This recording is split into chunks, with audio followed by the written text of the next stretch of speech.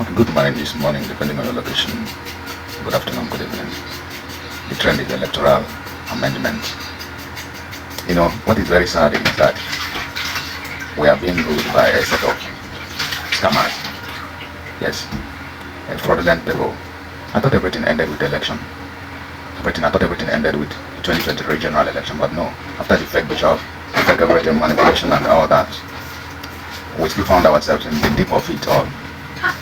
You know, when the Senate, the House of Assembly, move a bill about the tax reform, the purported tax reform, the General Assembly agreed on something and voted on something and passed it and submitted to the Senate President for approval. He approved it and sent to the President, the so-called President. They manipulated it and brought what we don't know to us, a very fraudulent material. Now, we don't have tax. That law, they said, is not in action, but that's still deducting our money. If something must be done, that leaders, should lead the protest. The leaders should lead the protest. Yes, they should lead and would follow. And we have seen that in His Excellency Mr. Vital. That is the right thing anybody could say.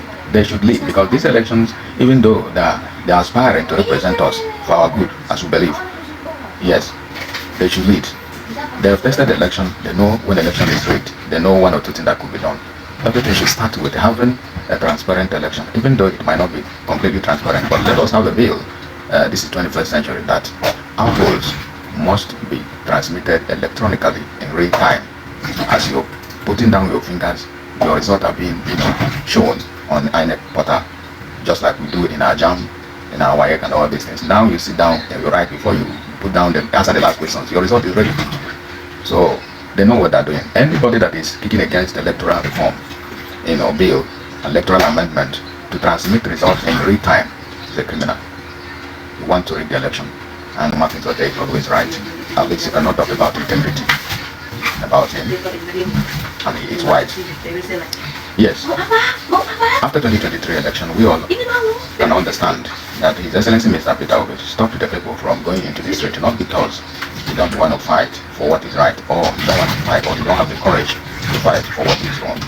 But as long as you are a wise person, you would understand that all he was trying to do was manage the consequences, just like Goodluck Jonathan did in 2015 when Buhari rigged the election against him.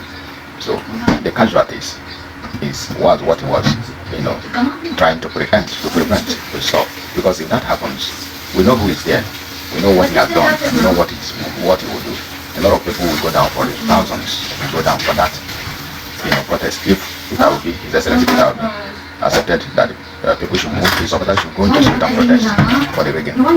So to make it very clear, very dark man said that our protest be, counted into something that will lead to action when the leaders lead, just like we said yesterday. And we shouldn't stop. They should lead and we follow. So I don't know why a lot of people are bringing the name of this young man into this.